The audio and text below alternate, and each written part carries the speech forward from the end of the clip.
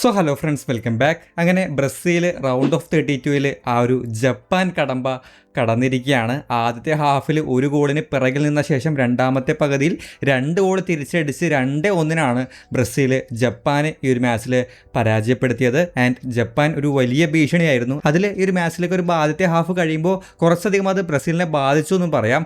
1-0 ആദ്യത്തെ ഹാഫ് അവസാനിക്കുന്നത്. പക്ഷേ രണ്ടാമത്തെ പകുതിയിൽ നമ്മൾ ടിപ്പിക്കൽ കാണുന്ന കാർലോ അഞ്ചലോട്ടി സ്റ്റൈലിൽ കുറച്ച് മാറ്റങ്ങളും അവസാന നിമിഷം നേടുന്ന ഒരു ഗോളിൻ്റെ ബലത്തിൽ ബ്രസീൽ വിജയിച്ച് ആ ഒരു റൗണ്ട് ഓഫ് 16ലേക്ക് കടന്നിരിക്കുകയാണ്. ആൻഡ് ഈ ഒരു മാച്ചിനെ പറ്റിയാണ് നമ്മൾ സംസാരിക്കാൻ പോകുന്നത്. ആൻഡ് മാച്ചിലേക്ക് വരുമ്പോൾ കഴിഞ്ഞ വിന്നിംഗ് മാച്ചസിൽ നിന്നും നമ്മളിപ്പോൾ ഗ്രൂപ്പ് സ്റ്റേജിൽ 2 മാച്ചുകൾ വിജയിച്ച ആ ഒരു സെയിം കൈൻഡ് ഓഫ് ലൈനപ്പും ഒരു സെയിം കൈൻഡ് ഓഫ് പാറ്റേണിലുമാണ് ബ്രസീൽ ഈ ഒരു മാച്ചിൽ ഇറങ്ങുന്നത്. ഡിഫൻസിലേക്ക് വരുമ്പോൾ 4 ബാക്ക് ലൈൻ തന്നെ ഗബ്രിയേലും മാർക്കിനിയോസും സെൻറ്റർ ബാക്സ് ആയിട്ടും ഫുൾ ബാക്സ് ആയിട്ട് റൈറ്റിൽ ഡാനിയലും ലെഫ്റ്റിൽ ഡഗ്ലസ് സാന്റോസും വരുന്നുണ്ട്. മിഡ്ഫീൽഡിലേക്ക് വരുമ്പോൾ കാസിമാറോ ഉണ്ട്, ബ്രൂണോ ഗിമാറസ് ഉണ്ട്, പക്കേറ്റ ഉണ്ട്, വിങ്ങിലെ വിനീഷ്യസും റയാനും ഉണ്ട്, ആൻഡ് സ്ട്രൈക്കറായിട്ട് കുഞ്ഞുണ്ട്. ആൻഡ് നമ്മൾ കഴിഞ്ഞ ആ ഒരു വിജയിച്ച മാച്ചുകളിൽ പറഞ്ഞ രീതിയിൽ തന്നെ ബിൽഡപ്പ് ചെയ്യുന്ന സമയത്ത് ഒരു 3 men ബിൽഡപ്പ്, ആ ഒരു ബാക്കിലെ റൈറ്റ് ബാക്കിനെ ലൈനിൽ മാക്സിമം സ്റ്റേ ചെയ്യിച്ചുകൊണ്ട് 2 സെൻറ്റർ ബാക്ക് ഉൾപ്പെടെ പിന്നെ നമുക്ക് കാസിമെറോനെയും കാണാം. ആ ഒരു രീതിയിലാണ് ബ്രസീൽ ബിൽഡപ്പ് ചെയ്ത് തുടങ്ങുന്നത്. ആ സമയത്ത് ലെഫ്റ്റ് ബാക്കിനെ അഡ്വാൻസ് ചെയ്യാനുള്ള ഒരു പോസിബിലിറ്റി ഉണ്ടായിരുന്നു. സോ 2 സെൻറ്റർ ബാക്ക്, കാസിമെറോ, പിന്നെ റൈറ്റ് ബാക്ക്, ഇത്രയും പേരെ നമുക്ക് ആ ഒരു ബിൽഡപ്പ് ബ്ലോക്കിൽ കാണാൻ പറ്റും. പക്കേറ്റ കൂടി അതിൽ ജോയിൻ ചെയ്ത് പല സമയത്തും അവരിൽ നിന്നും പാസ് വാങ്ങിച്ചിട്ട് ഫ്രണ്ടിൽ ഇൻസൈഡിൽ വിനീഷ്യസും ഔട്ട്സൈഡിലാണ് ഫുൾ ബാക്ക് ലെഫ്റ്റ് ബാക്കും വരുന്നത്. സോ പക്കേറ്റ ഈ ഇൻസൈഡിൽ നിൽക്കുന്ന വിനീഷ്യസിനെ ഫൈൻഡ് ചെയ്യാൻ ശ്രമിക്കുന്ന രീതിയിലാണ് പല സമയത്തും കഴിഞ്ഞ മാച്ചുകളിൽ നമ്മൾ കണ്ടിട്ടുള്ളത്. ഈ മാച്ചിലേക്ക് വരുമ്പോഴും ആ രീതിയിലുള്ള ട്രൈസും പക്കേറ്റ വഴി വിനീഷ്യസിലേക്ക് എത്താൻ പറ്റുന്ന, ഇൻസൈഡിൽ നിൽക്കുന്ന വിനീഷ്യസിലേക്ക് എത്താൻ പറ്റുന്ന രീതിയിലുള്ള മൂവ്മെൻറ്റ്സ് ബ്രസീൽ കളിക്കാൻ ശ്രമിക്കുന്നതും കാണാൻ പറ്റും. റൈറ്റ് എക്സ്ട്രീമിൽ റയാൻ വരുന്നു ആൻഡ് കുഞ്ഞയ്ക്ക് ഒരു ഡ്രോപ്പ് ചെയ്തിട്ട് ഇറങ്ങി വന്നിട്ട് ബിൽഡപ്പിൽ പന്ത് വാങ്ങിക്കാനും ആ ഒരു ഫ്രണ്ടിലേക്ക് സപ്ലൈ ചെയ്യാനും അത്യാവശ്യം ആ ഒരു ഡ്രോപ്പ് ചെയ്തിട്ടുള്ള രീതിയിലാണ് കുഞ്ഞിയെ കളിപ്പിക്കുന്നത്. ആൻഡ് ഈ ഒരു കൈൻഡ് ഓഫ് പാറ്റേണിൽ ജപ്പാനെതിരെ കളിക്കുമ്പോൾ ഒരു 5-4-1 ഡിഫൻസീവ് ഷേപ്പിൽ പല സമയത്തും ഇറക്കിയിട്ട് ഡിഫെൻഡ് ചെയ്യുന്ന ജപ്പാനെതിരെ കളിക്കുമ്പോൾ കുറച്ചധികം പ്രശ്നങ്ങൾ വരുന്നുണ്ട്. അതിൽ ഏറ്റവും ഇമ്പോർട്ടൻ്റ് ആയിട്ടുള്ള ഒന്നാമത്തെ പ്രശ്നം എന്ന് പറയുന്നത് വിനീഷ്യസിനെ ഇൻസൈഡിൽ ലോക്കായി പോകുന്നൊരു സിറ്റുവേഷനാണ്. നേരത്തെ പറഞ്ഞതുപോലെ ഒരു 5-4-1 ഡിഫൻസീവ് ഷേപ്പിൽ ആ ഒരു വിങ്ങിലേക്ക് വരുമ്പോൾ ലെഫ്റ്റിൽ എക്സ്ട്രീമിൽ ലെഫ്റ്റ് ബാക്കും ഇൻസൈഡിലെ വിനീഷ്യസും നിൽക്കുമ്പോൾ പല സമയത്തും ഒരു 4 man ബോക്സിനകത്ത് വിനീഷ്യസ് വരുന്ന രീതിയിലാണ് കാണുന്നത്. ആൻഡ് പല സമയത്തും ഇതുകൊണ്ട് തന്നെ ആ ഒരു ബ്ലോക്ക്, ആ ഒരു ഓവർലോഡ് വിങ്ങിൽ ക്രിയേറ്റ് ചെയ്യുന്നുണ്ട് ജപ്പാൻ. അതുകൊണ്ട് തന്നെ വിനീഷ്യസിലേക്ക് പന്ത് എത്തിക്കാൻ പല സമയത്തും പക്കേറ്റയ്ക്ക് സാധിക്കാതെ പോകുന്നത് കാണാൻ പറ്റും. ഇനി അങ്ങോട്ട് പന്ത് എത്തിച്ചാൽ തന്നെ ഈ പറഞ്ഞ പോലെ 2+2 ആ ഒരു 4 പ്ലേയേഴ്സിൽ മിനിമം 2 പ്ലെയറെങ്കിലും ചേർന്ന് വിനീഷ്യസിനെ പ്രഷറൈസ് ചെയ്യുന്നതും വിനീഷ്യസിൻ്റെ മൂവ്മെൻറ്റ്സ് ലിമിറ്റ് ചെയ്ത് കാണാൻ പറ്റും. ആൻഡ് പല സമയത്തും വിനീഷ്യസിനെ ഇത്തരത്തിൽ പന്ത് റിസീവ് ചെയ്യുമ്പോൾ തന്നെ അതിനെ തിരിയാൻ അനുവദിക്കാതെ കൃത്യമായിട്ട് ബ്ലോക്ക് ചെയ്യുന്ന ആ ഒരു 4 പേരിൽ 2 പേരെങ്കിലും മിനിമം വന്നിട്ട് ബ്ലോക്ക് ചെയ്യുന്ന, ക്ലോസ് ഡൗൺ ചെയ്യുന്ന രീതിയിൽ കാണാൻ പറ്റും. അങ്ങനെ വരുമ്പോൾ പല സമയത്തും ബാക്ക് പാസ് കളിക്കേണ്ട അതിൻ്റെ ഒരു ആവശ്യം വിനീഷ്യസിന് സാധിക്കുന്നുണ്ട്. നേരത്തെ പറഞ്ഞ പോലെ ഒരു മൂവ്മെൻറ്റ് ലിമിറ്റ് ചെയ്യാൻ അദ്ദേഹം, നമുക്കറിയാം ആ ഒരു വൈഡിൽ റിസീവ് ചെയ്തിട്ട് പ്ലേസിനെ ഡ്രിബിൾ ചെയ്ത് മുന്നോട്ട് കയറി വന്ന് ചാൻസുകൾ ക്രിയേറ്റ് ചെയ്യാനും അവിടെ നിന്ന് ഇൻസൈഡിലേക്ക് പാസ് കളിക്കാനൊക്കെ പറ്റുന്നൊരു പ്ലെയറാണ്. അത്തരത്തിലുള്ള മൂവ്മെൻറ്റ്സ് വഴി ബ്രസീലിന് ഒരുപാട് മുന്നേറ്റങ്ങൾ ഉണ്ടാക്കാനും സാധിക്കാറുണ്ട്. പക്ഷേ ഇവിടെ വിനീഷ്യസിൻ്റെ മൂവ്മെൻറ്റ്സ് ലിമിറ്റ് ചെയ്യാൻ ഈ രീതിയിൽ കളിച്ചപ്പോൾ ജപ്പാന് സാധിച്ചു. ആൻഡ് ഇവിടെ പല സമയത്തും ബ്രസീൽ ലെഫ്റ്റ് എക്സ്ട്രീമിൽ നിൽക്കുന്ന ലെഫ്റ്റ് ബാക്കിലേക്ക് പന്ത് കൊടുത്തിട്ട് ത്രൂ വെച്ച് വിനീഷ്യസിനെ ഫൈൻഡ് ചെയ്യാനുള്ള ശ്രമങ്ങൾ കാണുന്നില്ല. ലെഫ്റ്റ് ബാക്കിനെ ഒരു ഡമ്മി രീതിയിൽ ഉപയോഗിച്ചിട്ട് അങ്ങോട്ടേക്ക് ഒരു പാസ് കളിക്കാനുള്ള ഒരു ഓപ്ഷൻ തുറന്നിട്ടിട്ട് ഇൻസൈഡിൽ വിനീഷ്യസിനെ ഫൈൻഡ് ചെയ്യാൻ ശ്രമിക്കുന്ന രീതിയിലാണ് പല സമയത്തും ബ്രസീൽ കളിച്ചത്. അങ്ങനെ ശ്രമിക്കുമ്പോൾ പല സമയത്തും വിനീഷ്യസിനെ അത്തരത്തിൽ ലോക്ക് ചെയ്യാൻ ജപ്പാന് സാധിക്കുന്നുണ്ടായിരുന്നു. അതുകൊണ്ട് തന്നെ ആ ലെഫ്റ്റ് വിങ്ങിൽ നിന്നുള്ള മൂവ്മെൻറ്റ്സ് ഫസ്റ്റ് ഹാഫിൽ ഒരു പരിധി വരെ കുറയ്ക്കാൻ ജപ്പാൻ ഇത് ഹെൽപ്പ് ചെയ്തിട്ടുണ്ട്. ഇതുപോലെ തന്നെ മറ്റൊരു പ്രശ്നമായിട്ടുണ്ടായിരുന്നത് കുഞ്ഞയുടെ റോളാണ്. കുഞ്ഞ കഴിഞ്ഞ മാച്ചിൽ ഈ രീതിയിൽ ഒരു റോൾ എടുത്തു കഴിഞ്ഞപ്പോൾ അത് അത്യാവശ്യം നന്നായിട്ട് വർക്കായതാണ്. പക്ഷേ ഇവിടെ ഈ പറഞ്ഞ പോലെ കുറച്ചുകൂടി ഡിഫെൻസീവ്ലി കോമ്പാക്റ്റ് ഷേപ്പ് ഇടുന്ന ജപ്പാനെതിരെ കുഞ്ഞെ കൂടി ഡ്രോപ്പ് ചെയ്തപ്പോൾ പല സമയത്ത് നമുക്ക് ഡിഫെൻസീവ് ലൈനിൽ, അതായത് ജപ്പാൻ്റെ ഡിഫെൻസീവ് ലൈനിൽ ബ്രസീലിൻ്റെ ആരെയും കാണുന്നില്ല. ഇത് കുറേ അധികം സമയങ്ങളിൽ ജപ്പാൻ ആ ഒരു ബാക്ക് ലൈൻ, ആ ഒരു ബാക്ക് 5നെ ഫ്രണ്ടിലേക്ക് പുഷ് ചെയ്യാൻ കുറച്ചുകൂടി കോമ്പാക്റ്റ് ആയുള്ള ഷേപ്പ് മെയിൻറ്റെയിൻ ചെയ്യാൻ ഹെൽപ്പ് ചെയ്തിട്ടുണ്ട്. ഈ സ്വിച്ച് ഒക്കെ ചെയ്യുമ്പോൾ പ്രത്യേകിച്ചും ഈ വിങ് സ്വിച്ച് ചെയ്യാൻ ശ്രമിക്കുന്ന സമയങ്ങളിൽ പലപ്പോഴും വിനീഷ്യസ് അവിടെ ലോക്കാവുമ്പോൾ അവിടെ നിന്ന് ഇൻസൈഡിലേക്കുള്ള പാസുകൾ കുറഞ്ഞു.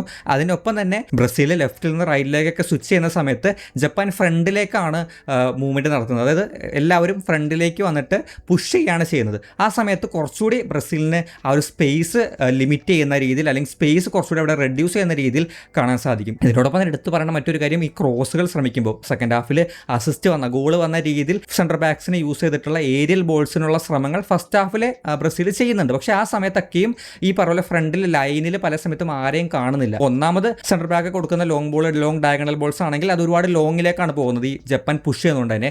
അതിനൊപ്പം തന്നെ ലൈനിൽ ആരും വരാതിരിക്കുമ്പോൾ കുഞ്ഞെ ഡ്രോപ്പ് ചെയ്ത് ബിൽഡപ്പിൽ പാർട്ടിസിപ്പേറ്റ് ചെയ്യാൻ വേണ്ടിയിട്ട് ഡ്രോപ്പ് ചെയ്യുമ്പോൾ പല സമയത്തും വിനീഷ്യസ് മാത്രമാണ് ആ ഒരു ലൈനിൽ കുറച്ചെങ്കിലും അടുത്തായിട്ട് കാണുന്നത്. പക്ഷേ വിനീഷ്യസിലേക്ക് വരുന്ന പന്തുകൾ അവിടെ ഒറ്റ ബ്രസീൽ എതിരാളി ഉള്ളൂ. അതുകൊണ്ട് തന്നെ പല സമയത്തും ജപ്പാൻ അത് ഡിഫെൻഡ് ചെയ്യാൻ, ആ ഏരിയൽ ബോളുകൾ ഡിഫെൻഡ് ചെയ്യാൻ സാധിക്കാറുണ്ടായിരുന്നു. ആൻഡ് ഈ കുഞ്ഞയുടെ റോളും ഇവിടെ എടുത്ത് പറയണം. ഫസ്റ്റ് ഹാഫിൽ ബ്രസീലിൻ്റെതായിട്ട് വന്നിട്ടുള്ള 2 ഓൺ ടാർഗറ്റ് ഷോട്ട് രണ്ടും കുഞ്ഞയുടേതാണ്. പക്ഷേ രണ്ടും വന്നിട്ടുള്ളത് ഔട്ട്സൈഡ് ദ ബോക്സിൽ വളരെ വീക്കായിട്ടുള്ള ടൈപ്പ് ഓഫ് ഷോട്ട്സ് ആയിട്ടാണ് വന്നിട്ടുള്ളത്. ഇതും ഈ പറഞ്ഞ പോലെ കുഞ്ഞയ്ക്ക് അങ്ങനെ ഒരു റോള് കൊടുക്കുമ്പോൾ ഫ്രണ്ടിൽ സ്ട്രൈക്കറിൻ്റെ ഒരു വേക്കൻറ്റ് ഫീൽ ഉണ്ടായിരുന്നു. ആ സമയത്ത് കുഞ്ഞയ്ക്ക് എടുക്കാൻ പറ്റുന്ന ഷോട്ട് എന്ന് പറയുന്നത് അത്രയും പുറകിൽ നിന്നാണ്. അത് എടുക്കുന്ന സമയത്ത് ആ ഷോട്ടുകൾ വീക്കായി അതും എഫക്റ്റീവ് ആവാതെ വന്നിട്ടുണ്ട്. ഇതിന് പുറമെ ബ്രസീലിനെതിരെ ജപ്പാന്റെ ബിൽഡപ്സ്, അവർക്ക് കുറച്ചുകൂടി കഴിഞ്ഞ മാച്ചിലൊക്കെ ഫ്രണ്ട് ലൈൻ പ്രസ്സിംഗ് നന്നായിട്ട് യൂസ് ചെയ്ത് ഗോൾസ് സ്കോർ ചെയ്ത ടീമാണ് ബ്രസീൽ.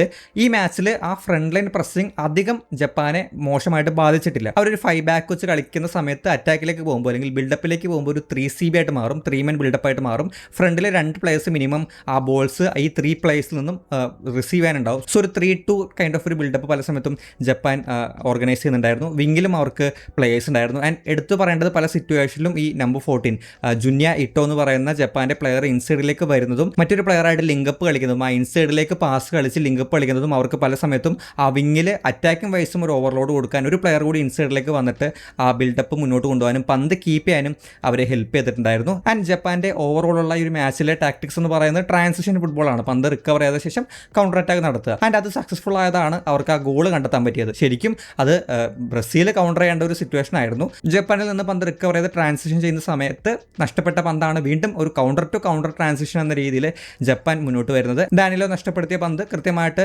ജപ്പാൻ പ്ലെയർ മുന്നോട്ട് കയറി വരുമ്പോൾ അവിടെ കസമേറോയ്ക്കും ഡിഫെൻസീവ്ലി അധികം അതിനെ തടഞ്ഞു നിർത്താനോ ഡിഫെൻഡ് ചെയ്യാനോ പറ്റുന്നില്ല. ഔട്ട്സൈഡ് ദ ബോക്സിൽ നിന്നും ജപ്പാൻ സ്കോർ ചെയ്യുന്നുണ്ട്. ആൻഡ് 1-0 മത്സരം അവസാനിക്കുമ്പോൾ രണ്ടാമത്തെ ഹാഫ് തുടങ്ങുമ്പോൾ തന്നെ കാർലോ അഞ്ചലോട്ടി വരുത്തുന്ന ചേഞ്ച് എൻട്രിക്കിനെ കൊണ്ടുവരിക എന്നുള്ളതാണ്. ശരിക്കും ഒരൊറ്റ ചേഞ്ച് മാത്രമേ സെക്കൻഡ് ഹാഫ് തുടങ്ങുമ്പോൾ കാർലോ അഞ്ചലോട്ടി വരുത്തിയതെങ്കിലും ഗ്രൗണ്ടിലേക്ക് വരുമ്പോൾ 2 ചേഞ്ചസ് നമുക്ക് കാണാൻ പറ്റുന്നുണ്ടായിരുന്നു. ഒന്നാമത്തേത് എൻട്രിക്ക് ഫ്രണ്ടിൽ സ്ട്രൈക്കറായിട്ട് വന്നു. കുഞ്ഞ ഫസ്റ്റ് ഹാഫിൽ ചെയ്തതുപോലെ തന്നെ ഡ്രോപ്പ് ചെയ്തിട്ട് ഇറങ്ങി വന്ന് ബിൽഡപ്പിൽ സപ്പോർട്ട് ചെയ്യുന്നതും ഡിഫൻസീവിൽ പോകുമ്പോൾ ആ ഒരു മിഡ് ഫോറിലേക്ക് അധികം ജോയിൻ ചെയ്യേണ്ടി വരുന്നില്ല കുഞ്ഞയ്ക്ക്. പക്ഷേ അത്യാവശ്യം ഇറങ്ങി വരേണ്ട സിറ്റുവേഷൻ ആണെങ്കിൽ കുഞ്ഞ് ഇറങ്ങി വരുന്നുണ്ടായിരുന്നു. ഇതിനൊപ്പം തന്നെ അഞ്ചലോട്ടി പരിഹരിച്ച ഫസ്റ്റ് ഹാഫിലെ മിസ്റ്റേക്ക് എന്ന് പറയുന്നത് വിനീഷ്യസിന് കുറച്ചുകൂടി സ്പേസ് കണ്ടെത്താനുള്ള അവസരം നൽകി എന്നുള്ളതാണ്.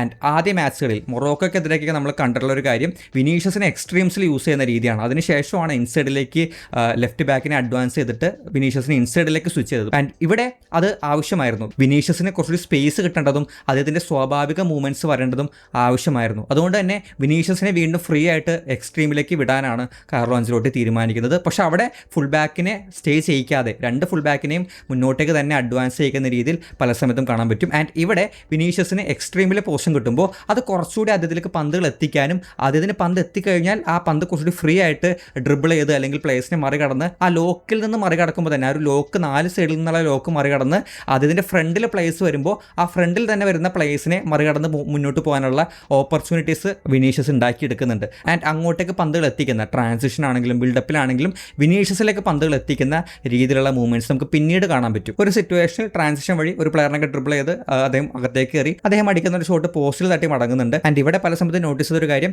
ബോക്സിനകത്തേക്കുള്ള ഇൻസൈഡ് ദ ബോക്സിനകത്തേക്കുള്ള ഡ്രിബിൾ ശ്രമങ്ങൾക്കൊപ്പം തന്നെ ആ ഒരു ഇൻസൈഡിലേക്ക് പാരലലി ബോക്സിനകത്തേക്ക് കയറാനും പാരലലി വന്നിട്ട് ഇൻസൈഡിലേക്ക് പാസുകൾ കൊടുക്കാനും വിനീഷ്യസ് ശ്രമിക്കുന്നുണ്ട്. ഇത് കുറച്ചുകൂടി സ്വിച്ചിങ്, അതായത് വിങ് ഈ പറഞ്ഞ ലെഫ്റ്റിൽ നിന്ന് റൈറ്റിലേക്ക് പെട്ടെന്ന് സ്വിച്ച് ചെയ്യാൻ ബ്രസീലിനെ ഹെൽപ്പ് ചെയ്തൊരു ഫാക്ടറാണ്. പക്ഷേ ഇത് മാത്രമല്ല ബ്രസീലിൽ ആ ഒരു ചേഞ്ച് കൊണ്ടുവന്നത്. എൻട്രിക്കിനെ കൊണ്ടുവന്നപ്പോൾ അതിനൊപ്പം തന്നെ ലൈനിലേക്ക് പ്ലേയേഴ്സിനെ ഡിപ്ലോ ചെയ്യാനും അഞ്ചലോട്ടി കൃത്യമായിട്ട് ശ്രമിക്കുന്നുണ്ട്. പല സമയത്തും സെക്കൻഡ് ഹാഫിലേക്ക് നോക്കുകയാണെങ്കിൽ ഈ ജപ്പാന്റെ ബാക്ക് 5 മൾട്ടിപ്പിൾ പ്ലേയേഴ്സ്, എൻട്രിക്ക് മാത്രമല്ല കുഞ്ഞ വരും, ചിലപ്പോൾ കാസിമേറോ വരും, ഗിമാറസ് വരും, അങ്ങനെ ആ ലൈനിലേക്ക് പലരും എത്തുമ്പോൾ പല സമയത്തും ജപ്പാന് ബാക്കിലേക്ക് ഡീപ്പായിട്ട് ഡ്രോപ്പ് ചെയ്യേണ്ടതിൻ്റെ ഒരു ആവശ്യം വരുന്നുണ്ട്. ഇവിടെ നമ്മൾ ഫസ്റ്റ് ഹാഫിൽ അവർ മുന്നിലേക്ക് പുഷ് ചെയ്ത് സ്വിച്ച് ചെയ്യുമ്പോൾ സെക്കൻഡ് ഹാഫിലേക്ക് വരുമ്പോൾ അവർ സ്വിച്ച് ചെയ്യുമ്പോൾ അവർ പിറകിലേക്ക് ഇറങ്ങിയിട്ടാണ് സ്വിച്ച് ചെയ്യുന്നത്. അത് കുറച്ചുകൂടി ഈ ലൈനിൽ പ്ലേയേഴ്സ് വരുന്നത് കൊണ്ടുകൂടിയാണ്. ആൻഡ് അങ്ങനെ ലൈനിൽ പ്ലേയേഴ്സ് വന്നു കഴിഞ്ഞപ്പോൾ ബ്രസീലിനെ കുറച്ചുകൂടി ഫ്രണ്ടിലേക്ക് പുഷ് ചെയ്യാൻ പറ്റി. ഇതിനൊപ്പം തന്നെ വിനീഷ്യസ് ഇൻസൈഡിലേക്ക് വന്നുള്ള മൂവ്മെൻറ്റ്സും അവിടെ നിന്നുള്ള സ്വിച്ചിങ്ങും കൂടി കൃത്യമായിട്ട് വന്നു കഴിഞ്ഞപ്പോൾ ബ്രസീലിന് കൃത്യമായിട്ട് മുന്നിലേക്ക് പന്തുകൾ എത്തിക്കാൻ സാധിച്ചു. അതിൽ ഈ ക്രോസുകൾ നമ്മൾ സെക്കൻഡ് ഹാഫിൽ കണ്ടിന്യൂസ് ആയിട്ട് കാണുന്നത് ക്രോസുകളാണ്. റൈറ്റിൽ നിന്ന് റയാനും ഡാനിലോയും സെൻട്രലിൽ നിന്ന് മാർക്കിന്യോസും അതുപോലെ തന്നെ ഗബ്രിയലും ഒക്കെ കണ്ടിന്യൂസ് ആയിട്ട് ബോക്സിനകത്തേക്ക് ക്രോസുകൾ സപ്ലൈ ചെയ്യുന്നുണ്ട്. അങ്ങനെ ഒരു കണ്ടിന്യൂസ് ക്രോസിൻ്റെ ഭാഗമായിട്ടാണ് ആ ഗോളും വരുന്നത്. കുറച്ച് എക്സാമ്പിൾസിലേക്ക് വരാണെങ്കിൽ 52-ാമത്തെ മിനിറ്റിൽ ഗോൾ വരുന്നതിന് കുറച്ച് മുൻപ് ഇതേ രീതിയിൽ എക്സ്ട്രീമിൽ വരുന്ന വിനീഷ്യസിനെ ഫൈൻഡ് ചെയ്യാൻ പറ്റുന്നതും വിനീഷ്യസ് ആദ്യമേ പറഞ്ഞത് പറഞ്ഞതുപോലെ പാരലലി ബോക്സിനകത്തേക്ക് റൺ കൊടുക്കാതെ ബോക്സിന് സമാന്തരമായിട്ട് റണ്ണ് കൊടുത്തിട്ട് സ്വിച്ച് ചെയ്യുന്നുണ്ട്. അപ്പുറത്തെ സൈഡിലേക്ക് ഡാനിയിലോയ്ക്ക് പന്തെത്തുന്ന രീതിയിലേക്ക് ആ സ്വിച്ചിങ് മാറുന്നു. സ്വിച്ചിങ് മാറി ഡാനിയിലോ ഒരു പന്ത് ബോക്സിനകത്തേക്ക് കൊടുക്കുമ്പോൾ വിനീഷ്യസ്, ഗിമാറസ്, കുഞ്ഞ, എൻഡ്രിക്ക് 4 പ്ലേയേഴ്സിനെ നമുക്ക് ആ ഒരു ലൈനിൽ കാണാം. അത് കൃത്യമായിട്ട് ഗിമാറസ് ഹെഡ് ചെയ്ത് ഒരു ഓൺ ടാർഗറ്റ് ഷോട്ടായിട്ട് അത് മാറുന്നുണ്ട്.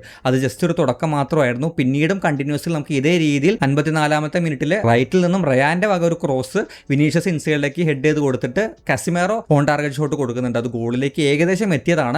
ആൻഡ് കണ്ടിന്യൂസ് ആയിട്ട് അത് പ്രഷറൈസ് ചെയ്ത് ഒരു ക്രോസ് കൊടുത്ത് വീണ്ടും അത് റിക്കവർ ചെയ്ത് വിനീഷ്യസ് വീണ്ടും ഇൻസൈഡിലേക്ക് കൊടുക്കുന്ന ഒരു ബോളാണ്. ആ ഒരു സെൻറ്റർ ബാക്ക് ആയുള്ള ഗബ്രിയേൽ ഒരു ഡയഗണൽ കൈൻഡ് ഓഫ് ഒരു ബോൾ ബോക്സിനകത്തേക്ക് സപ്ലൈ ചെയ്തിട്ട് കാസിമേറോ ബ്രസീലിന്റെ ഈക്വലൈസർ ഗോൾ നേടുന്നത്. ആൻഡ് ഇവിടെ എടുത്തു പറയേണ്ട മറ്റൊരു കാര്യം, ഫസ്റ്റ് ഹാഫിൽ ഈ പറഞ്ഞ പോലെ കുറച്ചുകൂടി കോമ്പാക്റ്റ് ആയിട്ട് ഫ്രണ്ടിലേക്ക് കളിക്കാൻ പുഷ് ചെയ്യാൻ ജപ്പാന് സാധിച്ചു കഴിഞ്ഞപ്പോൾ ഇവരെ റിക്കവർ ചെയ്യുന്ന പന്തുകൾ ട്രാൻസിഷൻ ആക്കാൻ ജപ്പാന് സാധിച്ചിരുന്നു. പക്ഷേ രണ്ടാമത്തെ ഹാഫിലേക്ക് ഒരു ബോക്സിന്റെ ആ ഒരു ഡി ബോക്സിന്റെ ഏരിയയിലാണ് ജപ്പാന്റെ ഗോൾ കീപ്പർ ഉൾപ്പെടെ 11 പ്ലേയേഴ്സ് നമ്മൾ കാണുന്നത്. അതുകൊണ്ട് തന്നെ അവർ പല സമയത്തും റിക്കവർ ചെയ്യുന്ന പന്തുകൾ ക്ലിയറൻസിലേക്ക് പോകുന്നതും ആ ക്ലിയർ ചെയ്യുന്ന പന്ത് വീണ്ടും ബ്രസീലിനെടുത്ത് അറ്റാക്ക് ചെയ്യാനും ഇവിടെ സാഹചര്യം ഉണ്ടായി. അങ്ങനെയാണ് കണ്ടിന്യൂസ് ആയിട്ടുള്ള അറ്റാക്സ് വരുന്നത്. ആൻഡ് ഇവിടെ എൻട്രിക്കിനൊപ്പം സെക്കൻഡ് ഹാഫിൽ അഞ്ചലോട്ടി വരുത്തുന്ന മറ്റൊരു ചേഞ്ച് എന്ന് പറയുന്നത് മാർട്ടിനെല്ലിയെ കൊണ്ടുവരിക എന്നുള്ളതാണ്. കുഞ്ഞയുടെ പോസ്റ്റിനിൽ കുഞ്ഞ ചെയ്യുന്ന സംഭവം കുറച്ചുകൂടി ഒരു പോളിഷ്ഡ് ആയിട്ടുള്ള രീതിയിൽ ചെയ്യുന്ന ഒരു റോളാണ് മാർട്ടിനെല്ലിക്ക് കൊടുത്തത്. ആ ഗോൾ സ്കോർ ചെയ്യുന്നതും മാർട്ടിനെല്ലിയാണ്. ആൻഡ് ആ ഗോൾ സ്കോർ ചെയ്യുമ്പോഴും നമുക്ക് ആ വിനീഷ്യസിന്റെ ഔട്ട് സൈഡിലുള്ള പ്രസൻസ് അവിടെ ഹെൽപ്പ് ചെയ്യുന്നുണ്ട് കാണാം. പക്ഷേ അവിടെ റയാന്റെ ആ ഒരു ഇൻഫ്ലുവൻസ്, റയാൻ അവിടെ കൃത്യമായിട്ട് റിക്കവർ ചെയ്തെടുത്തൊരു പന്താണ്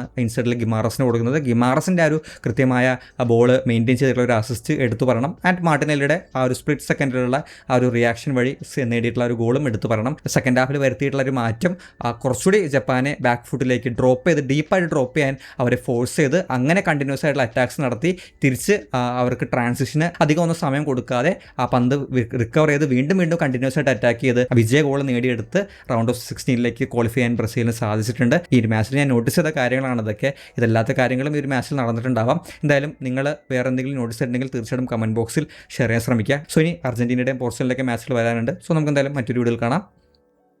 ബൈ.